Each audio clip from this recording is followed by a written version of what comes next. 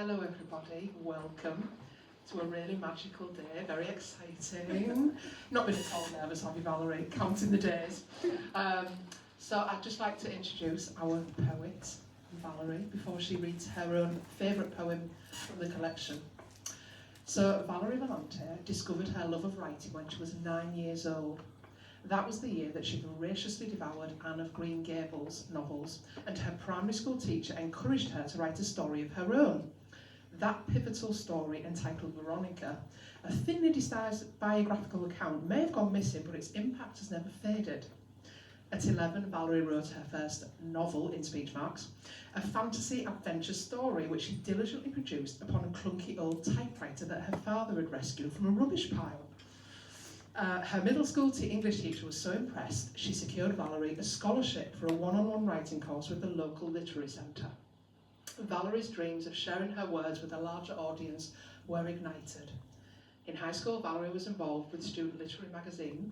She also won a prize in the town library's poetry competition. She began to participate in poetry slams and performances all around the city of Rochester, New York, where she lived. Valerie had several poems published in magazines and collections by the age of 20, and her pen was never idle. In 2006, she immigrated to the UK, finding new inspiration among the rich, historic tapestry of Scotland's verdant terrain. I thought you were going to say Hull then. Sorry, I would have laughed.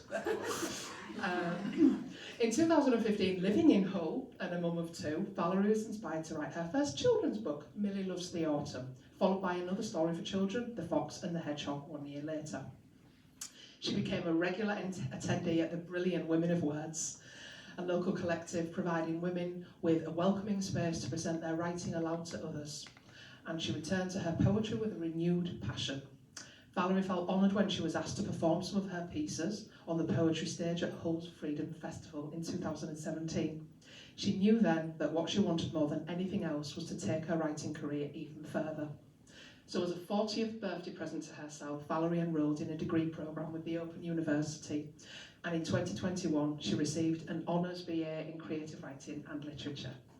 The ceremony was delayed by a year due to COVID. I did think that when I read that date, but the sense of achievement that Valerie felt at finally bringing this lifetime goal to fruition was in no way diminished. In 2022, Valerie worked with Nanette Thompson-Halls as part of the Poetry Performance Society, creating on-the-spot poetry for customers on any topic of their choice in just 5 minutes. This whimsical skill, which has delighted many at festivals and fetes in the area, is something that Valerie will be showcasing for us later this afternoon, when our raffle prize winner, I need to get a ticket, is drawn. I do need a ticket for that. Valerie now works as a freelance editor and proofreader, helping other writers shape and polish their pieces to their maximum potential. And I'm just going to say that she read something of mine recently. Oh my word, I think there were about 1,000 errors and she spotted them all. She's amazing and worth every penny. She runs a free community writing group, All Right Now, alongside the renowned Linda Harrison and also Louise Peach. I put the also in there. And all the while she continues to write poetry, short stories, children's stories and memoir. She always has at least one project on the go. Her highly anticipated poetry collection, Flickered in Flame and Salted by the Sea, is by no means the culmination of her creative endeavours, as there is plenty more in the pipeline. So a very warm welcome again to all of you who's joined us. Let's begin by welcoming Valerie to the stage, and she will share her own favourite from the collection, I, Frankenstein.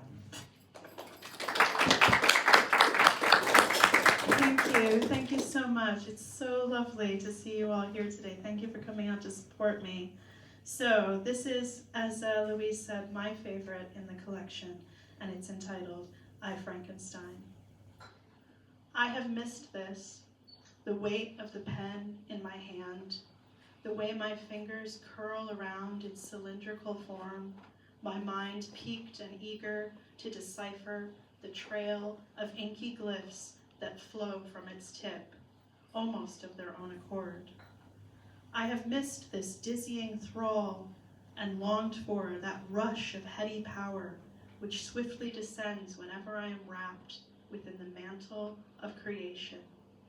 When unleashing something raw and newly formed into the world, If I am to take my turn as Dr. Frankenstein, offer my handiwork up unto the heavens, and summon the forked lightning spark of the divine, then I must be prepared to face whatever manner of creature emerges from my own secreted darkness. Even brutally stitched or misshapen, it is merely the reflection of my truth within the glass.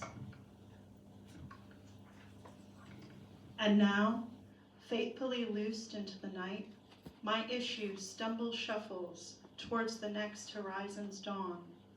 I am unable to rebottle this gin, unstoppered and swiftly rising upwards like a vapor. All that remains is a prayer, humbly spoken, a wish against the ignorant corruption. Such incantations, however, are so often drowned within the riotous din of mistruth. Humankind may indeed rise above the hellish squirm of Hades, but even gods on high can rapidly devolve into grotesques. When the pen's power is actualized, which side of the mirror will it give voice to? We ponder the morality of truth and find that its true name is taken from the pathways that it paces. The monster draws a ragged breath, its shunned and shrouded face turned towards the blinding white dazzle of yet another rising sun. Thank you. Wow, thank you so much, Valerie. So we're now going to have a reading from Linda Harrison, who is going to read her favourite from the collection, and I'll just tell you a little bit about Linda, although I think everyone in the room knows who Linda is, don't they? She's a bit of a local celebrity. I meant that in a celebrity way, not in a... Just realised that sounded like... Yeah. I'm not behaving, Nesta. I never said I would. Linda Harrison was born and brought up in Hull. She began performing in the mid-60s. She doesn't look old enough. At just 16 years old, a founder member of one of the first British all-female groups, and one of 5 teenage girls who found themselves reluctantly centre stage in the lion's den, a male-dominated industry. This part of her life was an oddly serendipitous occurrence for Linda, significantly because her short life prior to this had been adverse in many of its aspects. Historically, this chapter of her life is what began forming the basic recipe for the development of her love of writing, appreciation of poetry, and passion for storytelling. Linda Harrison.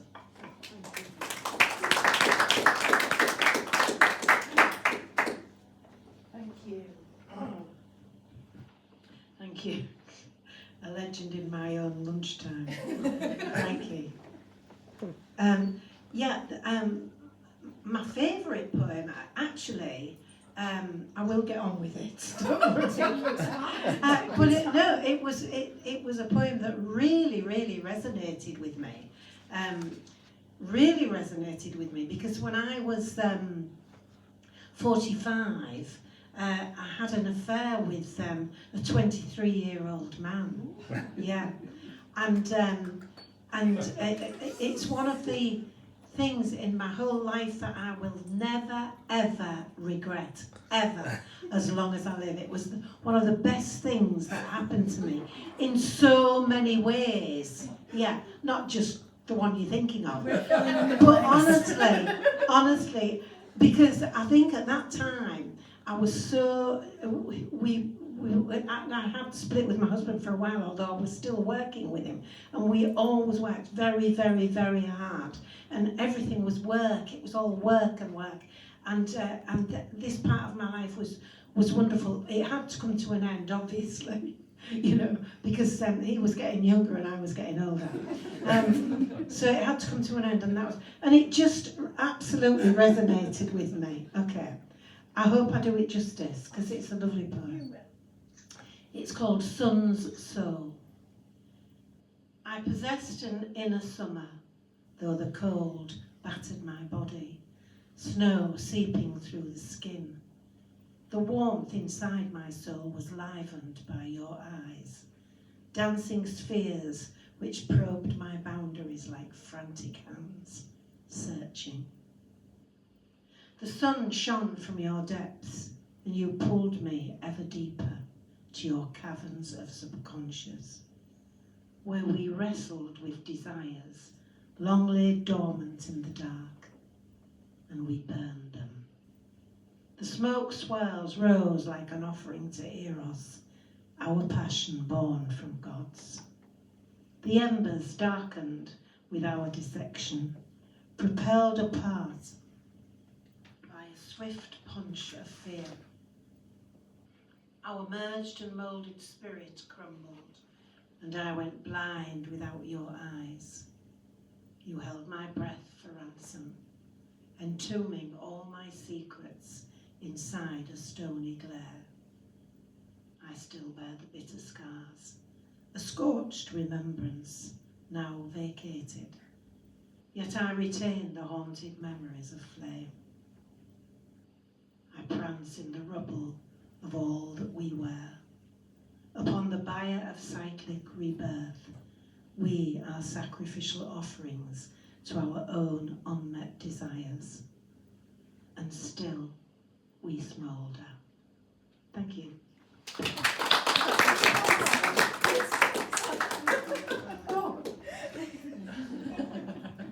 Very erotic. Gosh. My kids are in the room. I'll only say that then. No. Very erotic. Okay, I think this is the best bio I've ever read. It's so short and to the point. And Nanette, I'm sure, will tell you what she's going to read and why she's chosen it. So I'll just tell you, Nanette Thompson-Halls is a wedding and event poet. She has made many people cry. Oh. Wonderful. Nanette.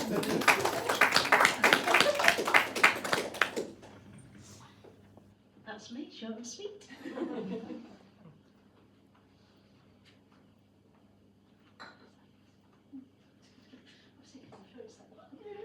It's been a busy week. I'm getting to that age where I start holding my book a little bit further away. So I've chosen the opposite of fairy tales. I just really love this poem. So the opposite of fairy tales.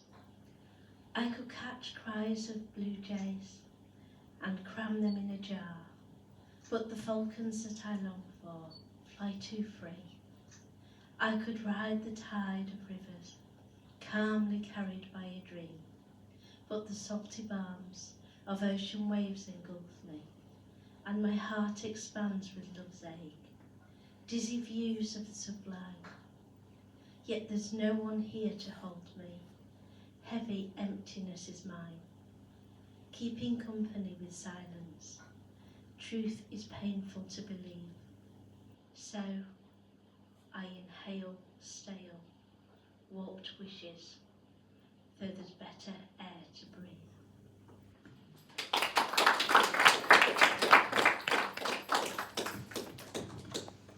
Really lovely. Lovely. So next to the stage is Elspeth Snelling.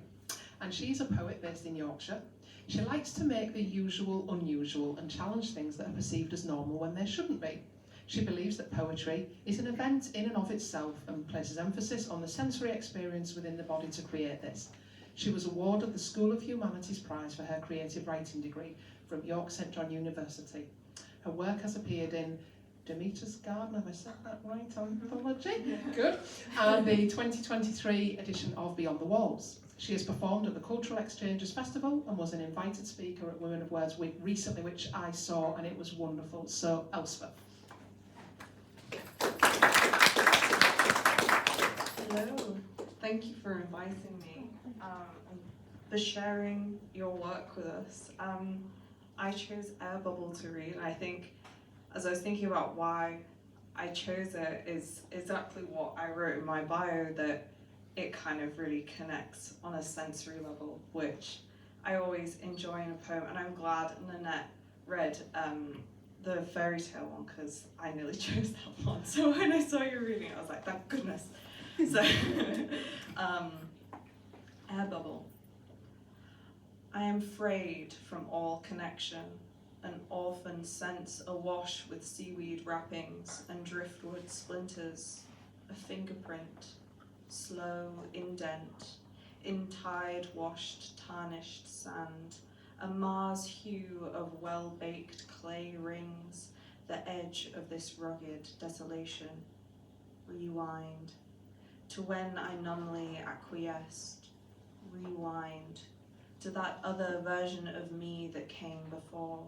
Realign my insides with the certainty of truth, a mechanic motor buzz against my lips, a rusty yet remembered clunking gear shift. I drift quietly away.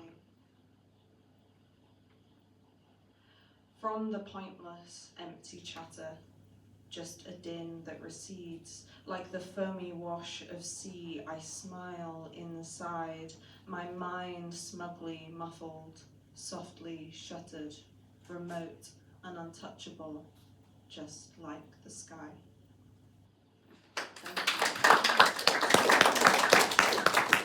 Thank you. And finally, and as I always say, the one who comes on finally is always the Beyonce of the show, aren't they? So finally, Valerie's child Jay is studying for their A-levels at St Mary's College, where their ambition is to ultimately work with animals.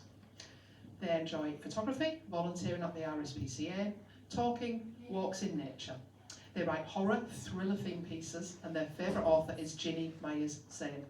Jay.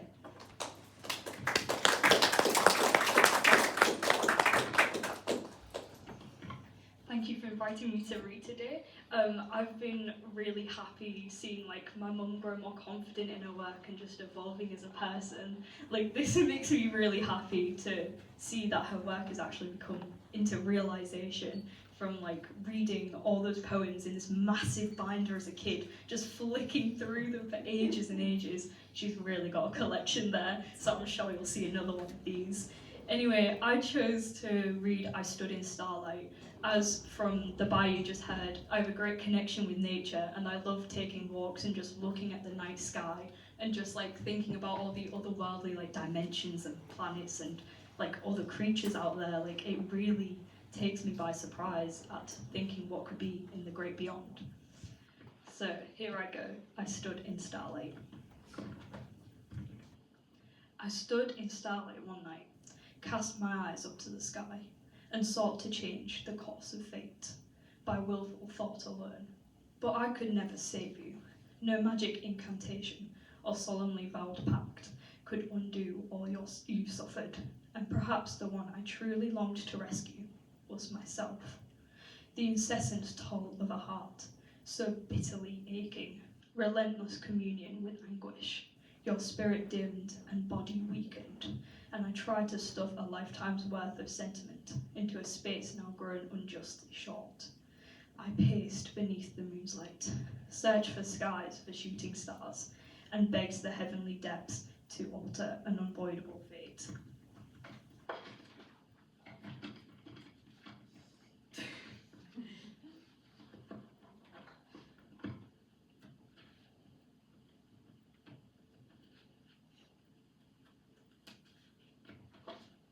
But I was not the first or the last to seek a starlight bargain, and mere wishes cannot aid an escape from that very pain that defines us, that marks us most as human.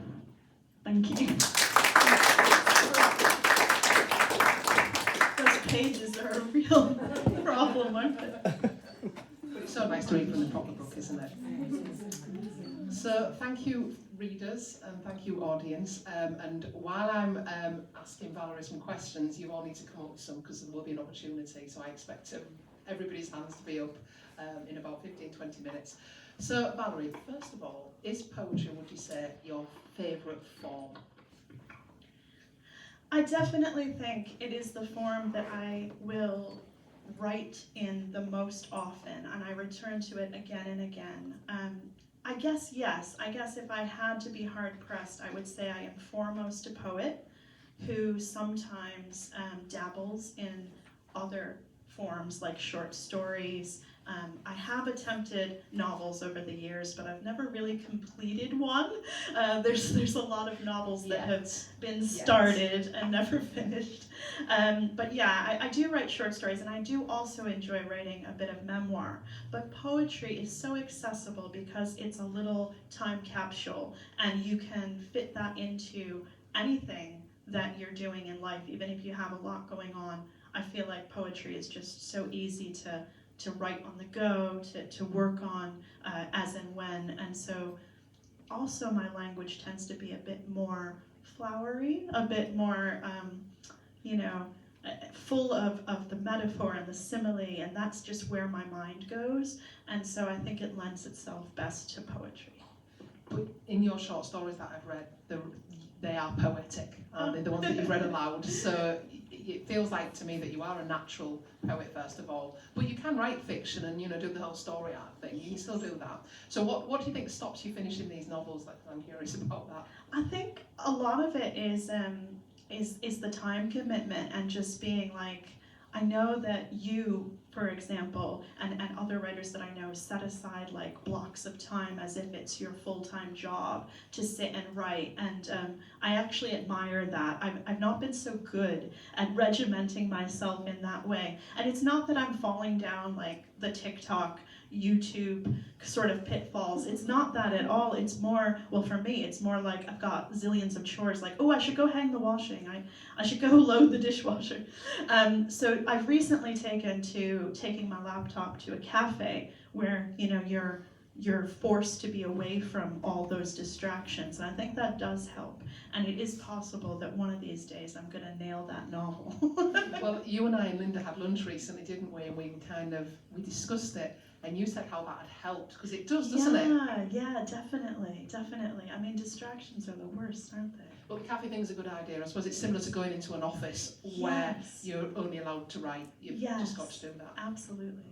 So were these poems written with the intention of them being a collection, or did you just gather them together after the fact, so to speak? Yes, so the latter. So as Jay referred to, I have a massive binder, which is my poetry portfolio, and it has every poem that I have completed since about 1993. And so I one day decided I definitely want to do a collection, and I was torn between, do I do a collection that's more mythological and fairy tale based, or do I do a collection that's more politically based? Because I definitely have enough poems to create either of those. And the kids were both like, do the mythology. And I was like, you know what? I'm a bit tired of politics at the moment. I'm a bit done in by it all. So yeah, let's go mythology and fairy tales. So then I went through and I looked back all the way back to the 90s. And I pulled, obviously some of those I've tweaked a little and like given them a, high school Valerie wasn't on the same wavelength that I might be today, but some of them have come back from that far ago. So what was it like then to read those from all that time ago, like a different you? In a way, but I do look back on my work quite frequently, and so some of these poems seem like familiar old friends, and some of them I know really well now, and I have like revisited so many times that it felt fitting that they should finally have their moment to be a part of this collection. So that was really nice. If you could go back and just say, hi Valerie, it's going to happen. Yeah, nice, absolutely.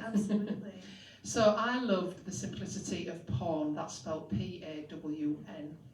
Okay. Yes, this is one of the things. Honestly, I don't get the English accent sometimes. Why does pawn and porn sound the same? I do not understand. It's maybe a novel thing. Yeah, I had a whole misunderstood discussion with my ex once because I thought he was saying porn and he wasn't. But anyway, yes, so it's pawn, like the chessboard. So the opening line is, live as you would if you were free. That one just spoke to me. So what inspired this one?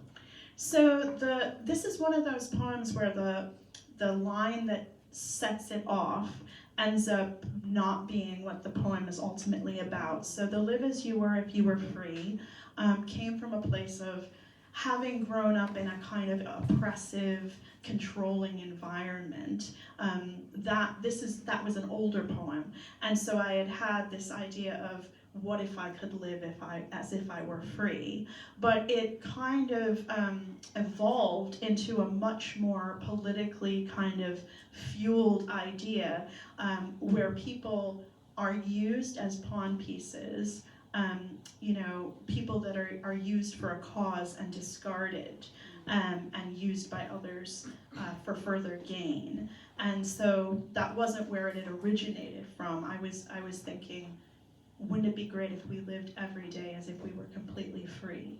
And yet it evolved into something that was a little different. But that's what's good about poetry, isn't it? Yeah. You start off and you never end up. And it goes somewhere. I think with all With forms, all writing, yeah. absolutely. Yeah. Most of us probably don't end up where we thought we would end up. No. So there are lots of nature references, particularly the sea, the clouds and water and trees. Are you at home there? Yeah, I mean, I think for me, I'm not a religious person, but for me, ultimate spirituality is found in nature.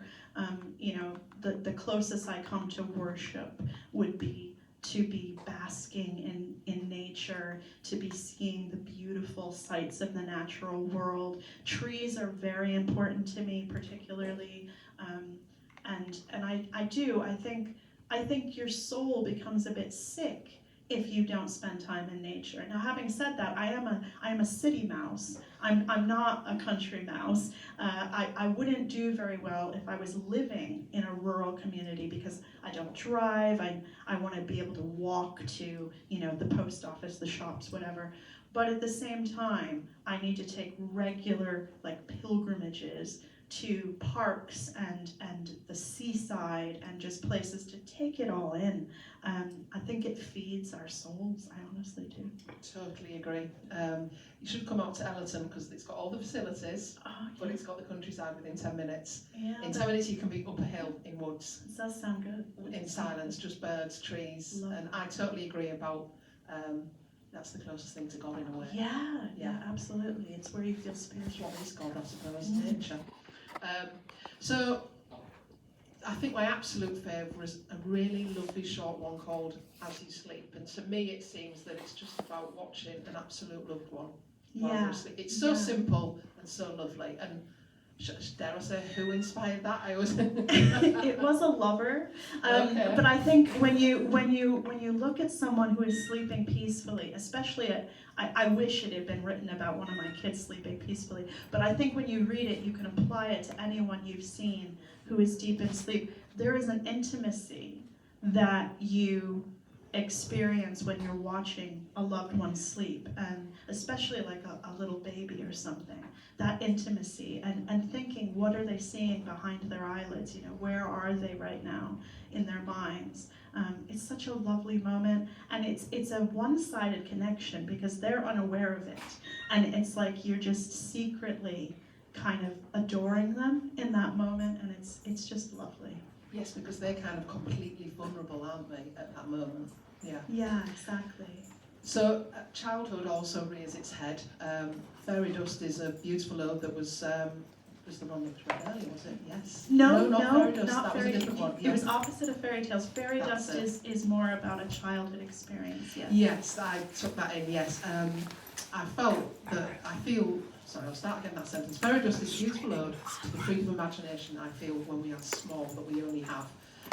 How sort of as children we can get truly, truly lost in the magic of game and creation like never at any other time. Oh my gosh, that was me. And again, I think because I did have some difficulties in my childhood, I escaped into my own little fairy tale world. I absolutely believed in gnomes and fairies and things like that as a small child. And I would go and play in the backyard and just imagine all these like fairy kingdoms and things like that. And it was an escapism, a survival mechanism actually, but it was an escapism that I longed for, even though I wouldn't go back to those days particularly. That innocence of escaping to that magical world that you can actually believe in, in the moment. And that's a beautiful thing that we lose as we get older. I always say that I don't want to lose my sense of childlike wonder. I want to keep my sense of wonder forever and ever. And I think that is the key to finding happiness, is to remain able to have a sense of wonder in the world. And I think we do that by writing. I always feel like Absolutely, yeah. writing, I feel like a childlike sense of joy when I write. Yeah, Even if me I'm writing too. something dark, Me too. yeah, Because you're creating, and that's so. It's like an alchemist, isn't it? You're mixing magic. yeah. It's not, for me, it's not work, really. Exactly. I mean, yeah, it can be hard at times, but it's not work, is it? No. It's joy. Exactly. You yes. feel, yeah. So how much of poetry do you think is actually performance? Like some poems are written perhaps to be read, but some are written to be performed. You know, which do you prefer? Which do you aim for? Do you mix it up? That's a really interesting question, because I think, unlike with Shakespeare, like if you had asked me a question about Shakespeare, I would say absolutely seeing it performed. I mean, that's the way he intended it to be shared. Reading it, while I love to read it, you don't get the same feeling when you're reading Shakespeare on the page as you do watching it be performed. And I think some poetry is like that. There is a poet called Kay Tempest, for example, and I've seen them perform live, and I absolutely love it. It's riveting, it's transformative. I bought a collection, and it just doesn't speak to me on the page the way that their words performed live spoke to me. And I think some poets are like that they're more performance-based poets. Having said that, obviously having a literature degree and having loved poems for so many years, I love sitting with a collection of poems, especially the more classical poets. And I love being able to really study it when you have it in your hands and you can go back to it again and again, you can think about it. Whereas if you hear it spoken, you might miss something, you might be like, oh, I didn't quite catch that. So I think there is something great about a poem that you can keep delving deeper into when you've got it in front of you.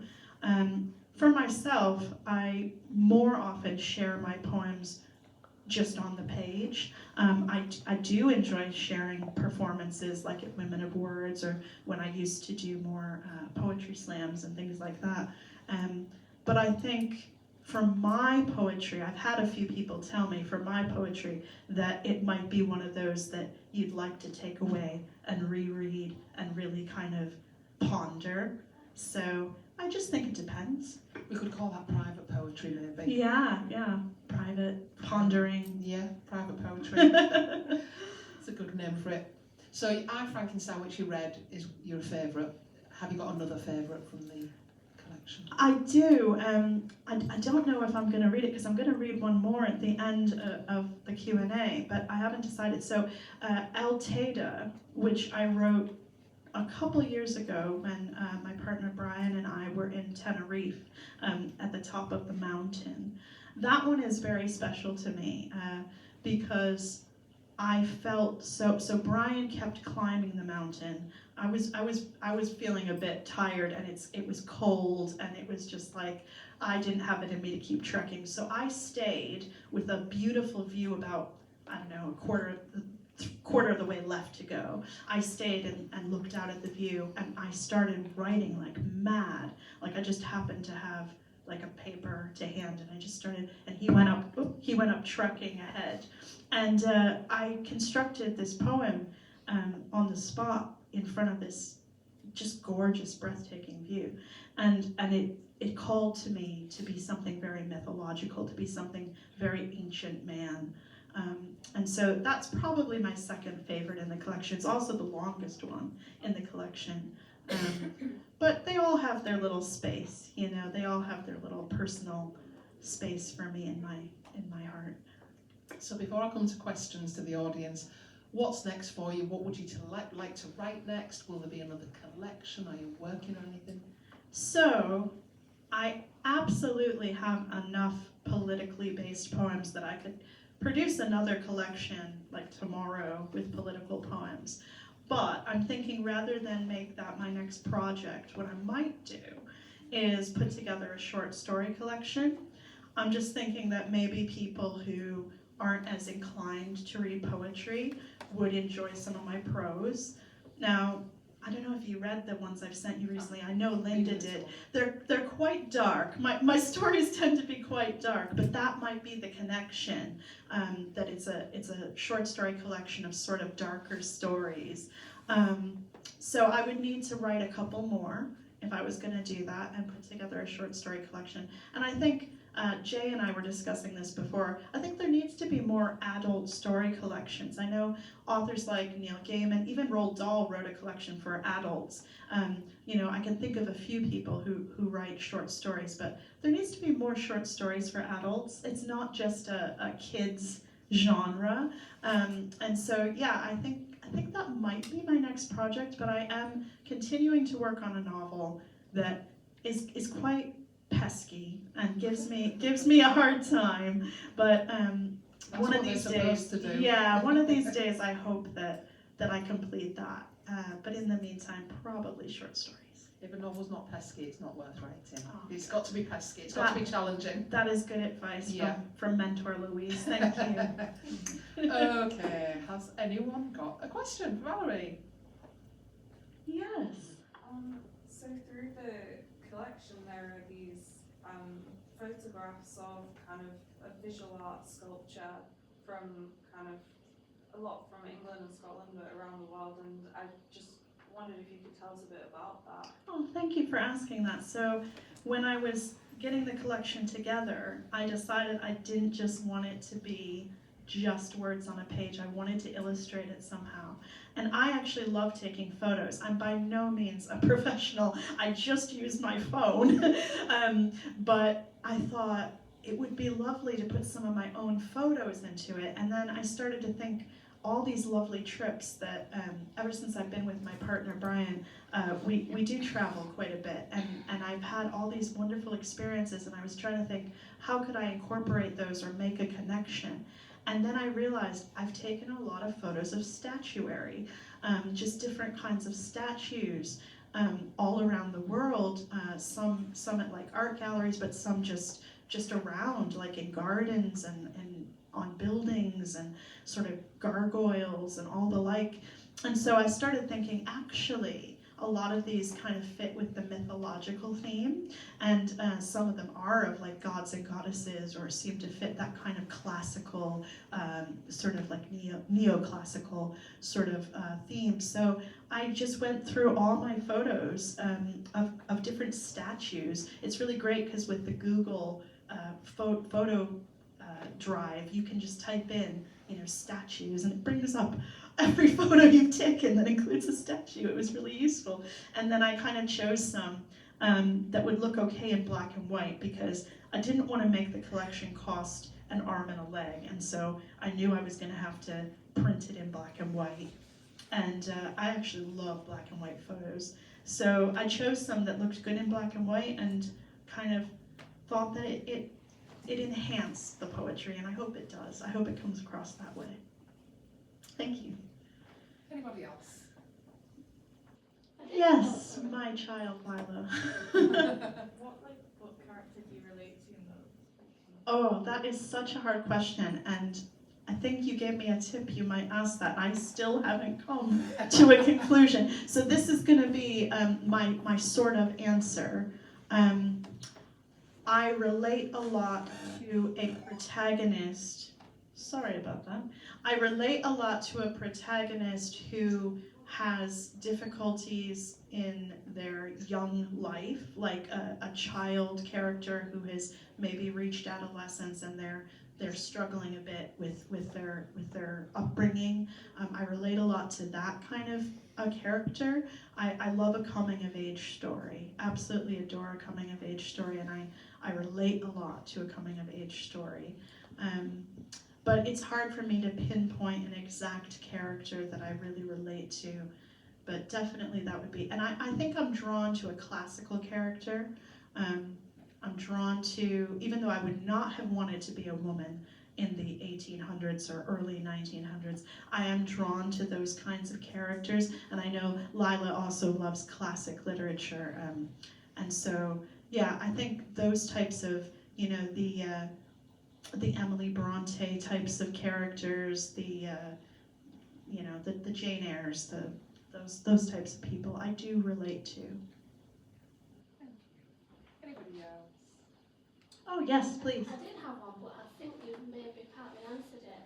You both described writing as a joyful thing, and I agree, but it can also be depleting in a way. and I wondered what you do in your life to sort of fill your creative well. That's really, really good question, Lorraine. Yeah, so I think when you're feeling inspired, when that creative spark is with you, there is nothing like that joy. But we all hit moments of, as you say, a depleted well, and hit a dreaded writer's block. I think it happened for Louise quite recently. You went through a bit First of time in my life, Yeah. and it was frightening. It happens sometimes, but I think having done All Right Now and talking to other writers about techniques has helped myself as well. And there are things you can do to gather fodder, as I like to call it, for your future stories. So I always have pen and paper in my bag to hand, and everywhere I go, if I see something inspiring, if I hear a snippet of conversation, if I think of just a random, ooh, those two words sound great together, I write it down. And then I don't look at it for a while. I let it kind of percolate in that notebook. And then I go back, if I'm feeling like I don't know where to go, I get out the old notebooks and I go through them and I check them for fodder that I can use to inspire me, and it works a treat. Sometimes I think, oh, where did I come up with that? That's really clever. Well on you, Valerie. Well done. And it's really brilliant. So I love that. I love doing that. And the longer you can leave it sit, and before you go back, the better, because sometimes it honestly seems like, manna from heaven, manifested. So that I sometimes go on purposeful walks to collect inspiration. Like I call them like my writing walks, so taking a walk with the explicit purpose of trying to feel inspiration. So that's a good idea. But sometimes even just looking at a painting or something and being like, how would I describe that painting? And it might take you in this weird direction for a poem or something that you hadn't even imagined. But yeah, just getting inspiration from the world we're in. Good one. Thank you. Anybody else? Yes. What's your earliest memory of enjoying creative writing? Yeah, so when Louise read the biography I had written about myself, so when I was in 4th grade, which I guess would be year 3 here, that's the first time I remember actively enjoying writing in a creative way, and the teacher was amazing. I've actually dedicated this collection to some of the teachers I had growing up, because I was lucky to have some really great teachers in my life who kind of saw, I think, this lost, kind of shy girl who needed some direction, and they really helped me find myself and find my voice as a writer. So this teacher came to me and said, this is a brilliant piece of writing you've done for whatever assignment we had, and have you ever thought about writing something in your free time, just anything you want, on any topic you like? And I thought, I can do that. I can write about anything I like, just for fun. And it was like something clicked, and so I started writing. And it was, at the time, it was this really thinly disguised biography called Veronica, about a girl. At the time, I had very frizzy hair and glasses and horribly bucked teeth, which I got fixed with braces, so I was made fun of constantly. And I wrote this story about this poor girl with glasses who was being teased, and she found solace in animals and nature. Don't know who that's about. So yeah, I wrote this, and that was, it just felt like magic, and I thought, I can make anything happen with this pen. And it felt so powerful for somebody who felt very disempowered in her childhood. It felt so powerful. And the love of writing was like just born at 9 years old. So, thank you. Thank you, Esther. Bryony. Do you like writing with pen and paper, or do you prefer typing on a computer? That's an excellent question because I have very strong thoughts on this. So thank you for highlighting that for me, Brian. That's very useful. So after I graduated from university, I started putting together my own creative writing manual, which is also something that's kind of percolating in the background. So I was originally going to teach classes using my manual, but what I'm thinking now is trying to rewrite it a bit so that I could possibly sell it to stores and stuff, so that people could literally take it off the shelf and use it rather than having to attend a class. And one of the things that I talk about is this, like how the mechanics of writing. For me, and I know it's a personal preference, and I would never push my views on people, but for me, it's a very sacred thing, the connection of pen to paper, like your arm flowing with the words through the pen and onto the paper. So I always do, every bit of writing that I ever do starts with pen on paper. And I think it's almost like, for me, it's almost like a sacred experience. And I feel a disconnect when I'm at the computer. I don't feel that power. So for me, it's always written into a notebook. It looks a bloody mess. It's full of scribbles. It's written sideways. It's written up and around. It's crazy. And then I go back and I take that kind of crazy mess and I type it into the computer. And that would be my first kind of revision of the draft. And then afterwards, I do everything on the computer. All the future edits and proofreading would happen on the computer. But for me, that act of creation is only about pen in the hand. So, thank you for asking that. Thank you, Brian. That is a good question. That's a good answer. And it's very personal to people. Yeah. I mean, some people will only write on their laptop, and more power to them. That's fantastic. I just feel like it's almost like my magic wand. I can't write without that pen in my hand. Interesting. I do a bit of both. Yeah. But I can't handwrite as fast as I think. Oh, yeah, that But can I be a can problem. type as fast as I think. Of course. So the typing works better for me, I Yeah, do it fast. But yeah, I'm scared that I'll forget the idea before I've written it if I do it by hand, if that makes sense. Yeah, no, of course. Has anyone else? And if not, next in is the raffle draw. Well, actually, I was Or going would to you- close with do it. Oh, Audience Q&A, raffle draw, then you're going to oh, create we're your gonna have it No, out no, now over the rundown. Of course, Whatever you yes. like, it's your No, absolutely. We can do the raffle draw. That is a good idea. Let's do the raffle draw. So does everyone have a ticket? No. Jay, could you make sure that everyone has a ticket? So if you got a ticket with your entry fee, that is included in the £15 you paid. If you would like an extra raffle ticket, it's £1. And just so you know what you're raffling for, if you win, you get to tell me any subject of your choice, and I will have it timed by Louise. I will write you a poem on that topic in 5 minutes in front of you, right here, and then it is yours forever. So that is what you are raffling for. So if you want an extra ticket or anything, see Jay at the front, and then we will make the magic happen. So you'll need your little bag of tricks to pull the raffle ticket. Thank you so much. Thank you. Yes. You get one free and then like additional ones are £4. Oh, no, Yep, just give, Linda wants to buy one, yes. Fine. I'm just sort of keeping them in pairs. Okay, well, look, I'm going to drop it in your hand. Thank you so much. Would you like one as well? Yeah, perfect. If everyone's sorted, Jay, you could put that in the bag and bring the bag forward, and I'll let our lovely Louise. I'll Or- turn mine upside down. So Yeah, I can yeah. cheat. No You cheating. have one, Unless, would you like to Did draw you it, get Lila? that?